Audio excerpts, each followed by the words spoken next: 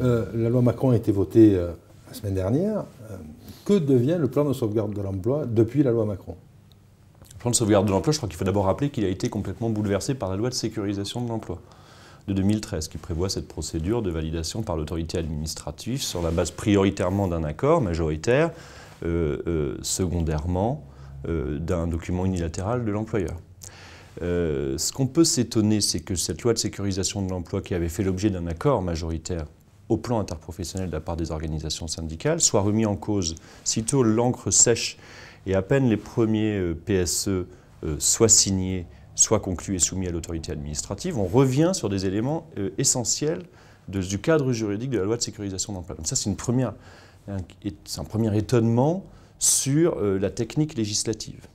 Il y a des reculs qui sont, des mises en cause de cet équilibre qui sont importants dans la loi Macron. Je pense notamment à la question essentielle des critères d'ordre du licenciement et des périmètres d'application de ces critères d'ordre des licenciements. C'est des questions qui sont techniques mais qui sont tout à fait importantes. Les critères d'ordre des licenciements, ils sont négociés, ils ont vocation à protéger les plus fragiles dans un PSE.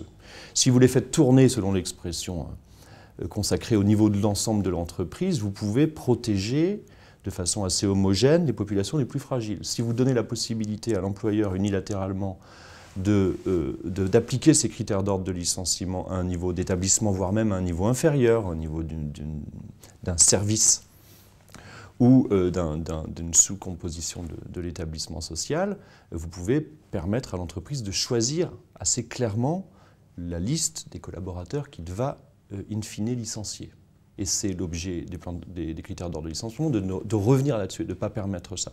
Et la loi Macron, elle permet, par document unilatéral, c'est-à-dire pas par accord collectif, par la voie unilatérale, de faire tourner, d'appliquer ces périmètres, ces critères d'ordre de licenciement à un niveau inférieur à l'entreprise, ce qui est pour nous une source d'inquiétude tout à fait importante. Alors, comment ça va se passer concrètement dans l'entreprise quand il va y avoir un plan de sauvegarde de l'emploi et que l'employeur va dire de manière... Est-ce que là, les représentants du personnel, les organisations syndicales vont avoir leur mot à dire en disant non? Est-ce qu'il y a une porte, au moins une poignée de portes à pousser pour arriver à revenir sur ce point? Mais c'est la bonne question. Un plan social, si un PSE, s'il est soumis à la voie négociée maintenant, c'est parce qu'on veut en faire un instrument du rapport de force dans l'entreprise. Le rapport de force, il était construit par les organisations syndicales, notamment avec cette idée que si l'employeur voulait appliquer les critères d'ordre de licenciement à un niveau inférieur à l'entreprise, il fallait qu'il arrache un accord majoritaire aux organisations syndicales. Et donc il y avait un rapport de force qu'on a vu dans les premiers PSE, intéressant à construire, qui permettait de dire, vous, entreprise, vous voulez appliquer vos critères d'ordre parce que vous voulez concrètement choisir davantage les collaborateurs, les salariés avec lesquels vous continuerez à travailler. En contrepartie, il vous faut un accord majoritaire. Si vous voulez notre signature, vous allez faire baisser le nombre de licenciements ou donner davantage de supra-légal, d'indemnités ou de facilités de reclassement. Et on avait une monnaie d'échange qui était intéressante dans la main des organisations syndicales qui permettait de dire si vous voulez faire ça, vous devez donner davantage dans le PSE.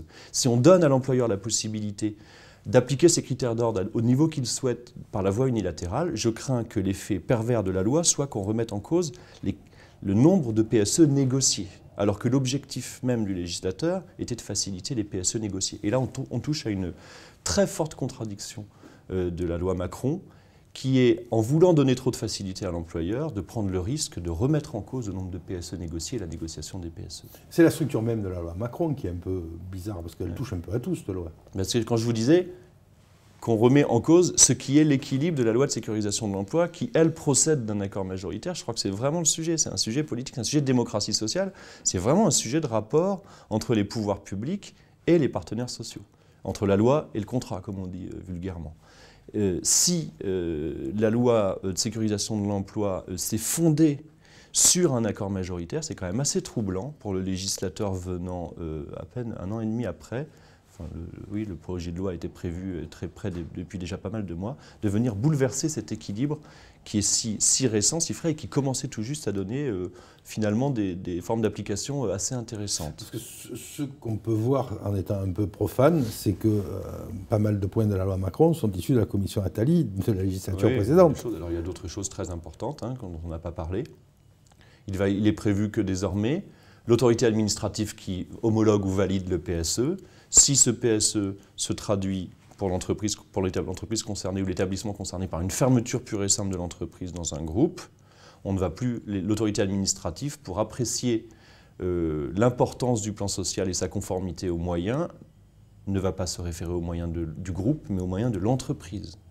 Il y a donc une espèce de carotte, de prime à la fermeture d'usine dans un groupe, si on veut être certain dans le cadre d'une procédure de redressement ou de liquidation judiciaire, de voir le plan jugé uniquement à l'aune des moyens de l'entreprise qu'on ferme, c'est-à-dire de moyens par définition inexistants, alors même qu'hier on était obligé de prendre en compte les moyens du groupe. Donc ça c'est une disposition tout à fait inquiétante de la loi Macron qui en l'état est votée.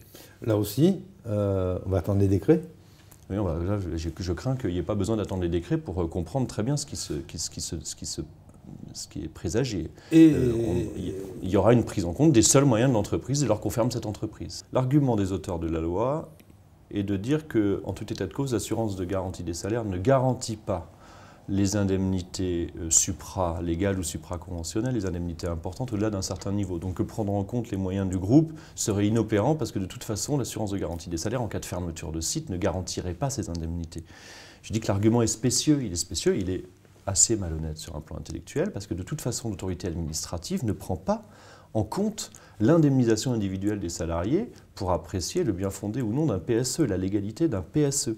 Elle prend en compte les moyens qui sont mis par l'entreprise au service du reclassement et de la réindustrialisation, c'est-à-dire que, et c'est bien logique, l'administration, ce qui l'intéresse, c'est l'emploi, ce n'est pas la situation pécuniaire individuelle des salariés. Et donc, prendre en compte les seuls moyens de l'entreprise et non du groupe, c'est pas pour déterminer le montant des indemnités, c'est pour déterminer dans la loi nouvelle le montant alloué au reclassement des salariés et à la réindustrialisation des sites, et c'est beaucoup plus inquiétant. Donc il faut s'attendre à avoir des relations tendues dans les entreprises qui seront sur le point de déclencher des plans de sauvegarde de l'emploi dans les semaines et mois à venir. Il faut s'attendre à...